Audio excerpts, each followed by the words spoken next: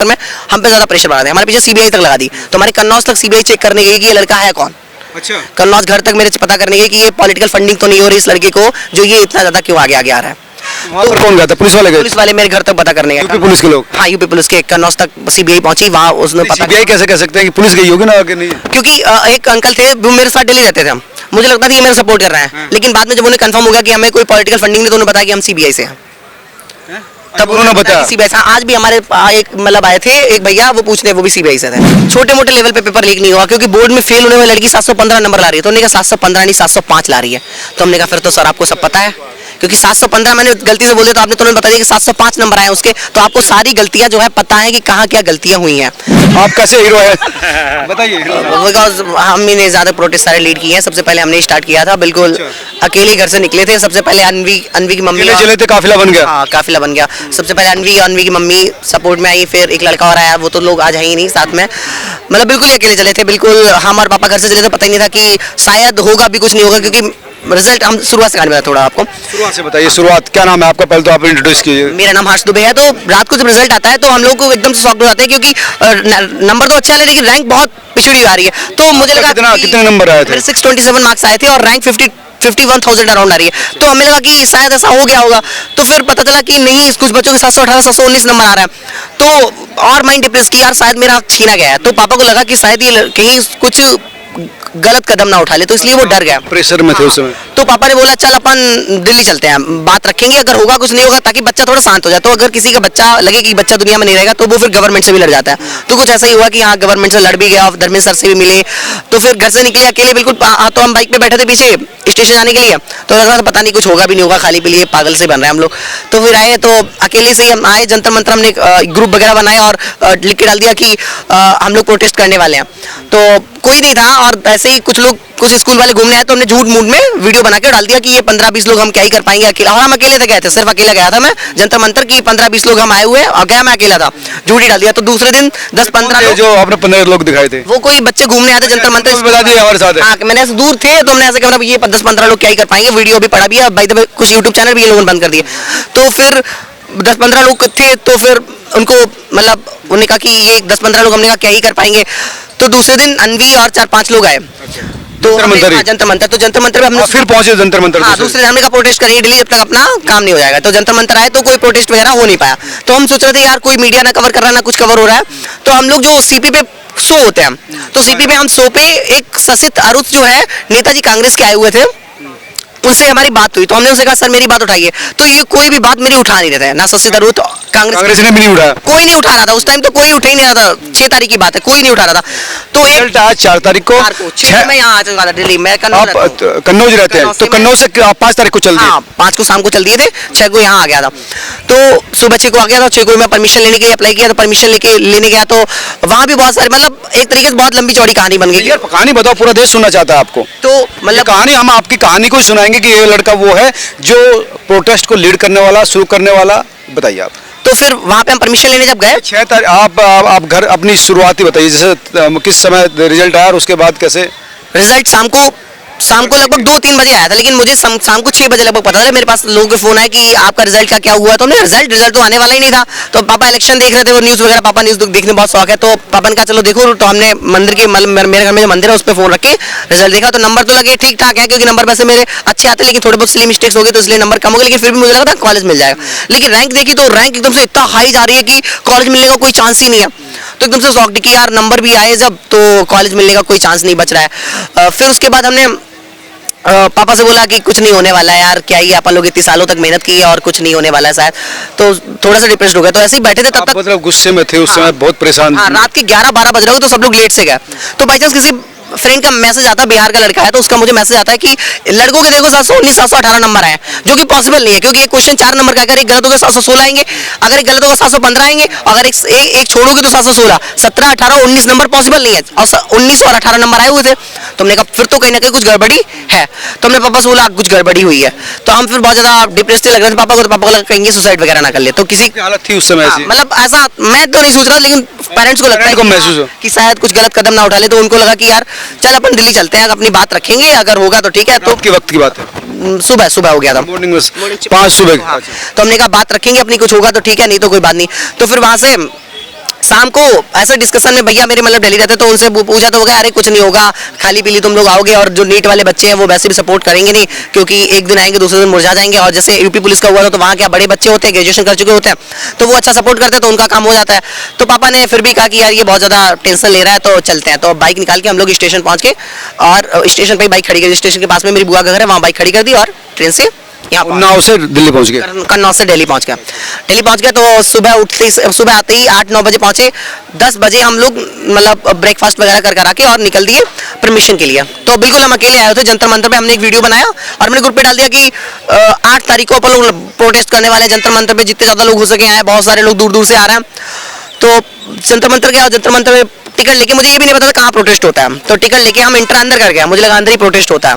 तो अंदर के अंदर तो वो तो मुझे तो उस टाइम तो पता ही नहीं था कि अंदर प्रोटेस्ट होता है क्या, तो वो तो अंदर घूमने वाला। तो हमने ऐसे अंदर से ही वीडियो बना लिया कि हम जंतर मंतर पहुंच चुके हैं और हम 15-20 लोग क्या ही कर पाएंगे और बहुत ज़्यादा लोग आएंगे तो अपनी बात एक दिन बड़ा मुद्दा बनेगा, तो अपन जीतेंगे जरूर केस को। तो प्रोटेस्ट हुआ तो फिर कोई नहीं था उस दिन। फिर उसको अपने फेसबुक पर डाला क्या? हमने उस पे अपने जो ग्रुप थे व्हाट्सएप पे ग्रुप बनाए थे लड़कों ने रीनीट के लोग, तो उसको ग्रुप पे डाल दिया। तो दूसरे दिन जब हम जंतर मंतर पे आए तो नहीं, उसी दिन जब हम शाम को 5 को परमिशन लेके जब वापस आ रहे थे, 6 को 5 को तो यहाँ आए, 6 को आज सुबह पहुंचे, तो 6 को परमिशन लेके जब आ रहे तो वहाँ पे भैया जी कहने का शो होता है सीपी पे, राजीव चौक से अपन लोग मेट्रो पकड़ते हैं। तो हमने देखा कि यार इनसे बोलता हूँ, हमने उनसे बोला कि आप नीट को मुद्दा उठाइए ना, तो वो भी कुछ बोले नहीं, वो तो न्यूज़ 24 के भैया जी कहन शो करते हैं। प्रतीक त्रिवेदी से कहा आपने? प्रतीक त्रिवेदी से कहा, बाई चांस वो दिख गया तो हमने कहा यहाँ से मुद्दा उठने का अपना चांस है। तो हमने कहा मीडिया तो चलो मिल गया अपन को, तो हमने उनसे कहा कि अब मेरा मुद्दा उठाइए। तो उन्होंने कहा कल आइए, कल उठाएंगे। तो कल जब हम पहुंचते हैं तो हम पहुंच जाते हैं 2-2:30 बजे। तो हमने कहा आज प्रोटेस्ट है, तो अनवी आई थी, अनवी की मम्मी आई थी और 2 लड़के और आए थे, बस इतने ही लोग आए थे और कोई नहीं आया था उस दिन। तो हमने कहा चलो प्रोटेस्ट क्या ही हो पाएगा। तो बाई चांस एक यूट्यूबर भैया जी मतलब घूम रहे थे, उनने हमारी मतलब माइक कैमरा लगा दिया, मेरे ऊपर कैमरा और माइक लगा दिया। तो हमने बहुत कस के चिल्लाया, मतलब वो जितनी दम थी वो पूरा निकाल दिया, गुस्सा जितना था कैमरे पे। तो वो एकदम से बोले कि यार दोबारा शूट करेंगे इसका, तो ऐसे तो बंदा मुझे चाहिए। तो वो दोबारा शूट करने लगे मेरा। तो उन्होंने कहा कल आना तुम, कल जब प्रोटेस्ट करेंगे। तो हमने कहा ठीक है आएंगे। तो जब कल दूसरे दिन पहुंचे तो दोपहर के 2-3 बज रहे थे। तो दोपहर के 2-3 बजे थे तो वहाँ पे उस दिन इलेक्शन आया, तो इलेक्शन का ही माहौल था। तो सीपी पे वो चल रहा था, शो चल रहा था, कांग्रेस बीजेपी बहस चल रही थी कि कौन जीता कौन हारा। तो बीजेपी वाले जो वो थे प्रवक्ता, वो लोग छाप के लेके आए थे कि 352 बड़ा होता है कि ये 342 को जो जितनी उनकी सीटें आई 300, तो वो छाप के उनको दिखा रहा है। इनको पढ़ना भी नहीं आता है। तो मैं रस्सी के साइड खड़ा था, तो मुझे बहुत कसे गुस्सा आ गया। मैंने कहा पढ़ा किसको रहा है, पढ़ाई की जो बातें चल रही है उस पर तो कोई डिस्कशन कर नहीं रहा है। तो मैंने वहाँ कूद गया, मैं रस्सी के उस साइड, और मैंने बहुत हंगामा काट दिया कस के। तो वो कैमरा बंद कर दिया उन लोगों ने। तो मेरी थोड़ी मोड़ी हंगामा दिखाया गया, पेपर फेंकने वाला थोड़ा बहुत न्यूज़ पे आया था, लेकिन वो वाला नहीं आया था। तो वो फर्स्ट डे था। तो उसी दिन शशि थरूर आए थे, उनसे वो बोला, कोई सुनने को तैयार नहीं था। वीवीसी का शो चल रहा था वहाँ पे, वो भी सुनने को तैयार नहीं थे। अब उस दिन फिर हमने जब उनसे भैया जी से बोला तो उन्होंने कहा आज नहीं अब कल आइए। तो फिर बात नहीं उठी, मतलब बहुत लड़ना पड़ा सबसे कि बात उठाइए। तो फिर उन्होंने कहा कल आइए। तो हम लोग फिर कल पहुँचे तो उस दिन भी नहीं हो पाया। सो उस दिन भी हम लोग जो मतलब हमने ऐसे ही पोस्टर छपवा लिए छोटे कितने लोग थे उसमें? लगभग 10 लोग हो गए थे, 10-12 लोग हो गए थे। वो दिल्ली आया अलग अलग या दिल्ली के थे वो? हाँ, तीसरे दिन लगभग दिल्ली के 10 लोग। कौन सी तारीख? 7-8-10 तारीख 8-9 को लगभग 10 लोग तक हो गए थे। तो हम लोग वो एनटीए चोर है पकड़ के भैया जी के शो में खड़े हो गए। तो उन्होंने कहा कल आइए। तो फिर हम लोग नेक्स्ट डे पहुंचे तो भी बहुत कम ही से लोग आए हुए थे वहाँ पे। बाई चांस क्या होता है कि एक IIT के भैया मिल जाते हैं मुझे, बाई चांस कोई मतलब मैंने जान ना पहचान तो मिल गए। तो हमने उनसे बात की, तो उसके थ्रू मुझे कुछ NSY वालों का नंबर मिल गया। तो मैंने कहा आप लोग सपोर्ट कीजिए। तो हमने कहा कि हम NT ऑफिस के बाद धरना करेंगे। तो हम लोग पहुंच गए, लगभग हमें लगा बहुत भीड़ आएगी। तो बच्चों ने कहा 11 तारीख थी उस दिन, 11 को हमने कहा NT के बाद धरना करेंगे, बहुत बड़ा धरना करेंगे, आज डिसीजन हो जाएगा, ये करेंगे वो करेंगे। लेकिन पहुंचे थे लगभग 10 से 15 लोग, कोई ज़्यादा लोग पहुंचे नहीं थे। तो 10 से 15 लोग वहाँ पहुंचे थे और वहीं एक मतलब हमें NSY वालों का नंबर मिल गया। तो हमने उनसे कहा कि आप भी सपोर्ट कीजिए। तो उनके सपोर्ट से थोड़ा बात बढ़ी कि हाँ चलो होगा। तो फिर हम लोगों ने वहाँ किया प्रदर्शन, तो कोई बहुत भीड़ नहीं हुई। तो लेकिन बाई चांस की बात की NT डायरेक्टर ने हमसे मिल लिया वहाँ से 11 तारीख को। सिक्योरिटी तो इतनी लगाई गई थी कि जैसे कि कोई भी बच्चा कि इतने बच्चे आएंगे कि लगभग 10-12 हज़ार बच्चे आएंगे, इस तरीके की सिक्योरिटी लगाई गई। लेकिन पहुंचे थे 15-20 बजे। तो उन्होंने कहा मिली लोग क्या है, हंगामा करेगा अकेला लड़का। तो उससे जब मिले तो उन्होंने हमसे ये कहा कि आप जो है हमने कहा कि जो पेपर लीक हुआ है आप मान क्यों नहीं रहे, बोले कि नहीं थोड़ा मोड़ा पेपर लीक हुआ है, अब बहुत ज्यादा लेवल पे पेपर लीक नहीं हुआ है। तो सुबोध कौन सिंह? सुबोध सुबोध कुमार नहीं, 4 डायरेक्टर बैठते हैं वहाँ पे, तो एक डायरेक्टर उनमें से मिले थे, नाम मुझे ध्यान नहीं है अभी।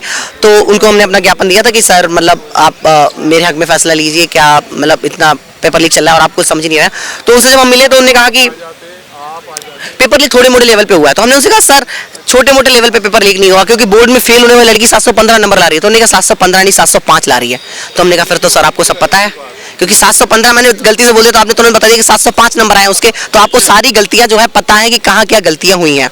और उनके साथ एक उनका असिस्टेंट बैठा हुआ था, सारे डेटा वही उनको बता रहा था। वो कम उम्र का लड़का था, लगभग 25-26 साल का, और उनकी एज लगभग होगी ज्यादा, मतलब 50-55 के आसपास जो डायरेक्टर थे। तो उनको वो सारे डाटा वही बता रहा था कि इतने बच्चों के वहाँ हुआ है। हमने कहा पटना में पेपर लीक हुआ है, तो उन्होंने कहा पटना में भी हमने पता किया है, तो पटना में जो पेपर लीक हुआ है तो वहाँ सिर्फ एक बच्चे का 720 है। तो हमने कहा सर एक बच्चे का भी 720 में 720 आना बहुत बड़ी बात होती है, आप करें एक बच्चे का वहाँ 720 आया, और आप कैसे कह सकते हैं कि अगर पटना में पेपर लीक हुआ तो सिर्फ पटना तक ही रहा है, तो वो कहीं भी फैल सकता है। तो उन्होंने घंटे भर हमसे बातें करी, लेकिन कोई सॉलिड मुझे बात नहीं लेके दी। फिर वहां से 11 तारीख को उनको ये पता था कि पेपर कुछ जगह लीक हुआ, ये उनका डाटा था पूरा उनके पास। उनको ये भी पता था कि बोर्ड की परीक्षा में जो लड़की फेल हुई उसके 705 नंबर है, उनको सारे बातें। कौन सी लड़की थी जिसको बोर्ड में फेल? नाम तो नहीं पता, लेकिन यहाँ मुझे पता है कि मतलब वो लड़की ऐसी है, अब तो सबको पता चल गया है। लग रहा है कि कंफर्म लग रहा है कि उस लड़की को तो सेटिंग के थ्रू। हाँ सेटिंग, ऐसी बहुत सारी सेटिंगें हुई है, मतलब बहुत सारी बातें हमने करी उनसे, लेकिन कोई अच्छा समाधान निकला नहीं। तो फिर हम वहां से क्या है, हम लोग निकले तो एबीपी न्यूज पे चले गए। तो एबीपी न्यूज पे मेरी थोड़ी बहुत मीडिया कवरेज हुई। फिर वहां से धीमे धीमे सबके मीडिया वालों नंबर लेते रहे, तो जहाँ पे प्रोटेस्ट करते तो सभी मीडिया वालों को तुरंत मैसेज कर देना कि अपन कल प्रोटेस्ट मिनिस्ट्री ऑफ एजुकेशन करने वाले। फिर अगले दिन हमने आइसा वालों को प्रोटेस्ट था मिनिस्ट्री ऑफ एजुकेशन में, तो हम वहाँ ऐसे ही चले गए उनको ज्वाइन। ही था वो नहीं, हाँ वो था नीट को ही लेके, लेकिन उसमें आइसा वाले थे, नीट वाले 2-4 बच्चे सिर्फ पहुंचे थे। तो हम वहाँ पहुंच गए। जब वहाँ पहुंचे तो कोई नीट के बच्चे थे ही नहीं, तो उनके साथ ही शामिल हुए, उनके नंबर भी ले लिए कि आप लोग भी सपोर्ट करिए। तो उन लोगों ने कहा हाँ ठीक है सपोर्ट करेंगे। तो वो लोग ऐसा वाले तो करते रहे, लेकिन हम उसमें शामिल नहीं हुए, वो राजनीतिक हो जाता ज़्यादा। तो फिर हम उसमें शामिल नहीं हुए। फिर हमने एक बार अपना खुद किया कि ministry of education upon protest करेंगे। तो हम थे, फिर धीमे धीमे ये भैया भी हमारे साथ जुड़ गया, भूपेंद्र भैया भी। तो उन्होंने कहा कि कब मिले, कौन सी तारीख को मिला? लगभग हमने जंतर मंतर में प्रोटेस्ट किया था 13-14 तारीख को। तो वहीं ये भैया आए थे, वो आईआईटी वाले भैया के साथ आए थे, जो एक भैया थे आईआईटी के रॉबिन के साथ। तो रॉबिन के साथ ये बाई चांस ही ये सब हुए कि मतलब बाई चांस मिलते गए लोग। तो रॉबिन भैया के साथ ये हमारे साथ वहाँ पे जंतर मंतर पे आए थे। तो उस दिन की परमिशन जो थी, हमने जो 6 तारीख को परमिशन ली थी, सबसे पहले दिन परमिशन लेने गए, वो हमें 16 की मिली थी। तो परमिशन जो है इन लोगों ने कैंसिल करा दी। तो कि परमिशन आपको नहीं मिलेगी। तो डेली मेरे पास फोन आते कि आपको परमिशन नहीं मिल सकती, आप ये नहीं कर सकते, प्रोटेस्ट नहीं कर सकते। फोर्स? हाँ पूरा फोर्स, मतलब एनटीए जो था वो हर जगह से इंडिया भर में दबाव बना रहा था बच्चों पे कि बच्चे जो है बातों को उठाए ना। अगर बातें उठेंगी और हमें थोड़ा ज्यादा एक्टिव देख रहे थे तो इस चक्कर में हम पे ज्यादा प्रेशर बना रहे। हमारे पीछे सीबीआई तक लगा दी। तो हमारे कन्नौज तक सीबीआई चेक करने गई कि ये लड़का है कौन। अच्छा, कन्नौज घर तक मेरे पता करने गई कि ये पॉलिटिकल फंडिंग तो नहीं हो रही इस लड़के को, जो ये इतना ज्यादा क्यों आगे आ रहा है। वहाँ पर कौन गया था? पुलिस वाले गए? पुलिस वाले मेरे घर तक पता करने गए। यूपी पुलिस के लोग? हाँ यूपी पुलिस के, कन्नौज तक सीबीआई पहुंची, वहाँ उसने पता। सीबीआई कैसे कह सकते हैं कि पुलिस गई होगी ना आगे? नहीं, क्योंकि एक अंकल थे वो मेरे साथ डेली रहते थे, मुझे लगता था कि मेरा सपोर्ट कर रहे हैं। लेकिन बाद में जब उन्हें कंफर्म हो गया कि हमें कोई पॉलिटिकल फंडिंग नहीं, तो उन्होंने बताया कि हम सीबीआई से हैं। तब उन्होंने बताया सीबीआई से। आज भी हमारे एक मतलब आए थे एक भैया, वो पूछते वो भी सीबीआई से थे। अच्छा, हमारे पीछे अभी भी सीबीआई, मतलब एक वो हाथ है कि पता कि लगा जा रहा है कि ये क्या कर रहा है, कब कहाँ जा रहा है, क्या कर रहा है पूरा, मतलब कि आज भी है यहाँ भी सीबीआई के, मतलब 12-1 बजे समथिंग आए थे हमसे मिलने कि वो और कल क्या कहाँ है, क्या करने वाले हो। तो आज भी आए थे, पता ट्रेस किया जा रहा है। हाँ पूरा ट्रेस करते हैं। फिर उसके बाद तो हमने जंतर मंतर में भूपेंद्र भैया मिल गए, तो फिर थोड़ा बहुत नारेबाजी कर वगैरह के फिर हमने कहा कि अपन मिनिस्ट्री ऑफ एजुकेशन चलेंगे, मिनिस्टर सर से अपने सामने बात रखने हैं। तो हमने कहा प्रोटेस्ट करेंगे तो वहाँ तो लाठीचार्ज हो जाएगी। तो भूपेंद्र भैया ने हमसे कहा कि अपन लोग ये बोल देंगे अपन ज्ञापन देने जाएंगे। तो हमने कहा कि सेंट्रल सेक्रेटरीट जो मेट्रो स्टेशन है वहाँ से उनके जो मिनिस्ट्री ऑफ एजुकेशन वहाँ तक अपन मार्च कर देंगे, मार्च निकाल लेंगे मार्च। तो वहाँ लगभग 300-400 पुलिस वाले आ गए। तो हम पहुंचे थे तो हमें लगा था आज तो लगभग बच्चे आएंगे, लेकिन बच्चे पहुंचे थे सिर्फ 7-8 नीट वाले। अब भूपेंद्र भैया 4-5 लोग ये हो गए, मतलब 15-20 लोग ही हम थे सब कुछ। तो और पुलिस वाले बहुत सारे थे। तो हम जैसे ही पहुंचे तो पुलिस वालों ने क्या कहा कि तुम अपना जो भी तुम्हें देना है ज्ञापन वगैरह तुरंत पकड़ाओ, निकलो यहाँ से। तो मीडिया बाई चांस आ रखी, तो मीडिया का अच्छा सपोर्ट मिलना चालू हो गया तब तक। तो मीडिया वालों ने तुरंत कैमरे सारे ऑन कर रखे, तुरंत हमने चिल्लाना चालू कर दिया कि ये सारी जो सिक्योरिटी है सिर्फ मिनिस्ट्रियों की सुरक्षा के लिए बनाई गई है। ये पुलिस जो है वहाँ नहीं लगाई जा सकती थी जहाँ पेपर रखा गया था।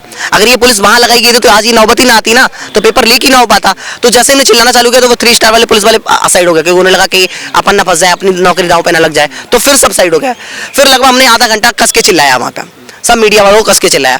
उस दिन शायद वो हमसे ना ही मिलते मिनिस्टर मतलब धर्मेंद्र प्रधान, तो हमको ले जाया गया अंदर। हम गए, भूपेंद्र भैया के साथ एक भैया और आए थे, उनको ले गए, और विकास, 3 लोग गए हम। तो 3 लोग अंदर गए तो तो आपने हंगामा काट दिया तो मिनिस्टर ने बुला लिया।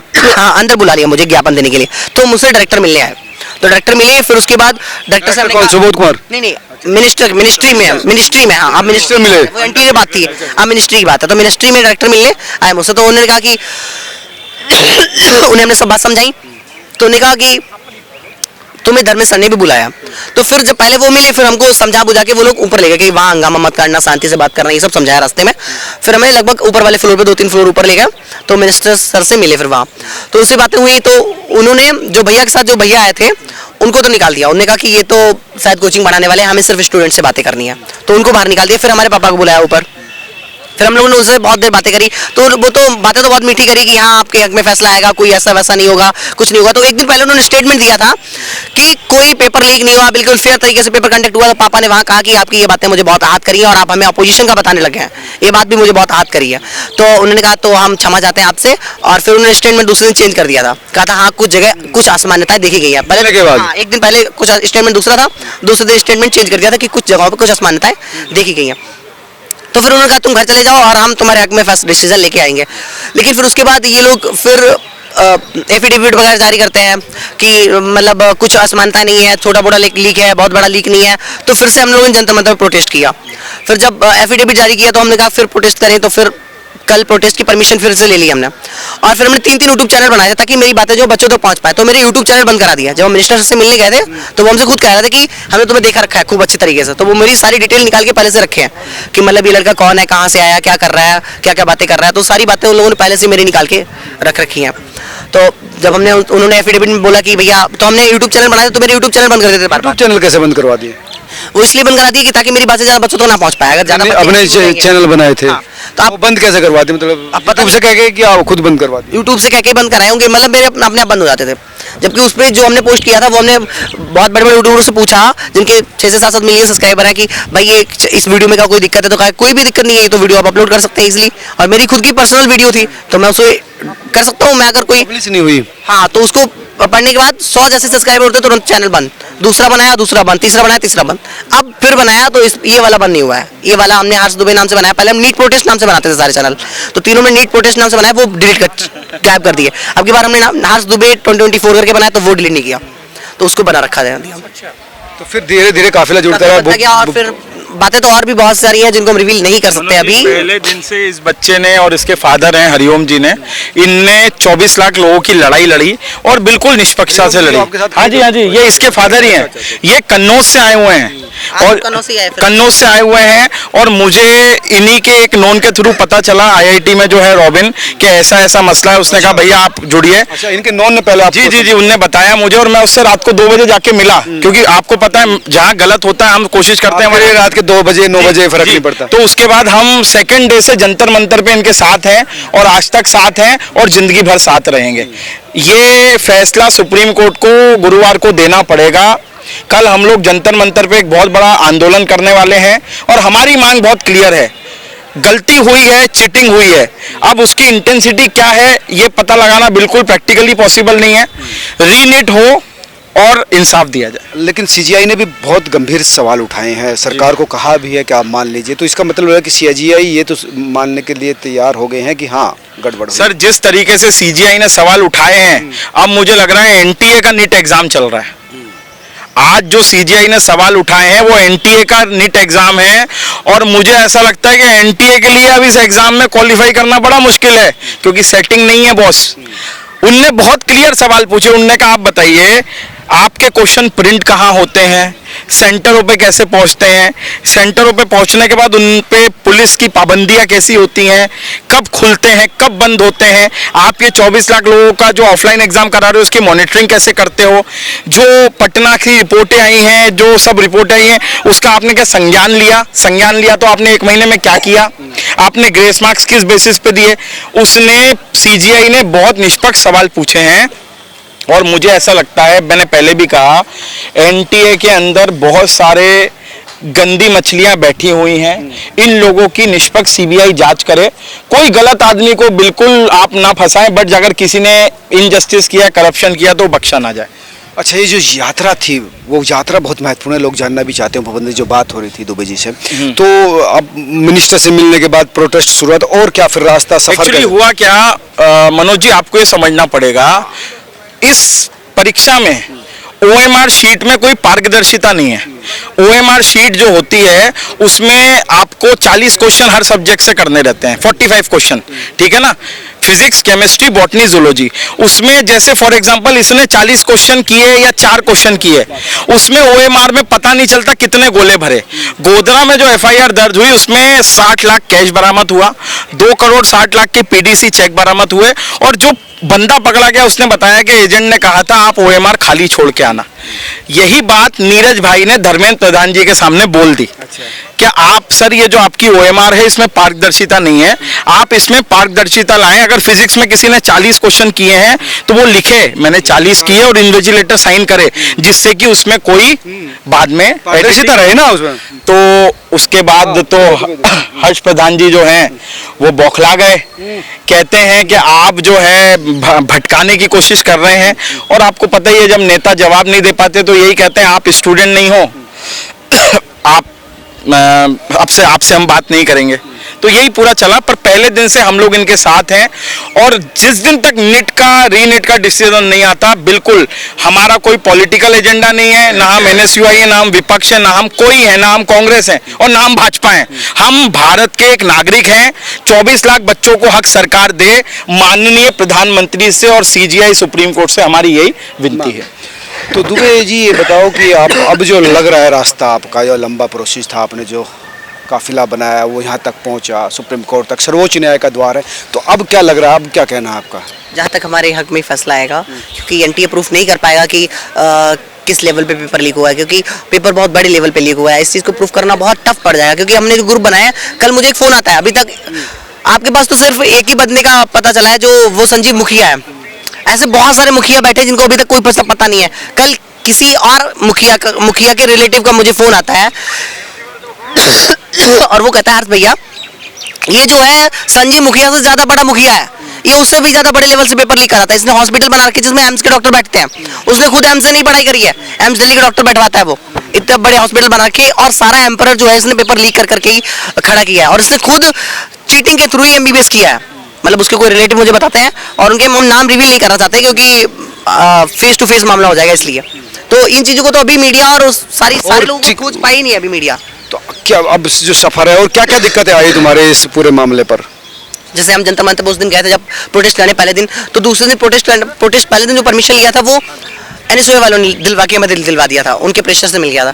तो सेकंड डे ये लोग हमें अंदर बैठने नहीं दे रहे थे, जबकि और कोई परमिशन लेना चाहे तो परमिशन कितनी भी मिल सकती है, लेकिन सेकंड डे ये लोग बैठने नहीं दे रहे, तो पूरा बंद कर दिया था इन्होंने।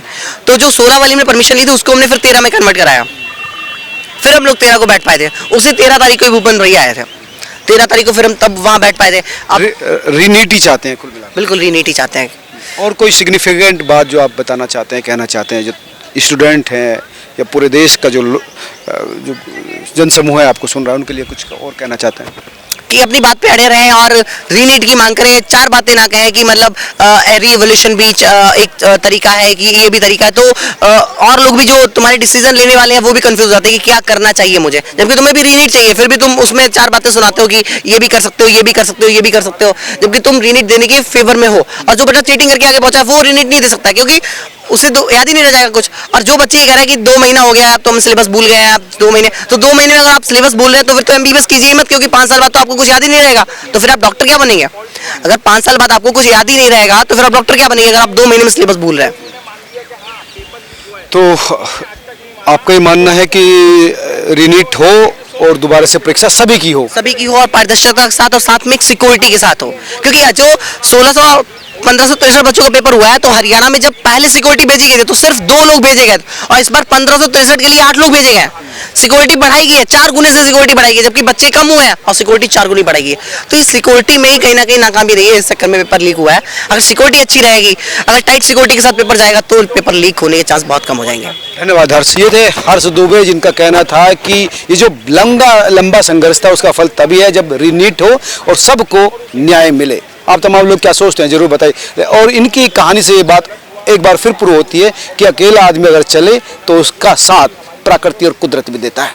नमस्कार।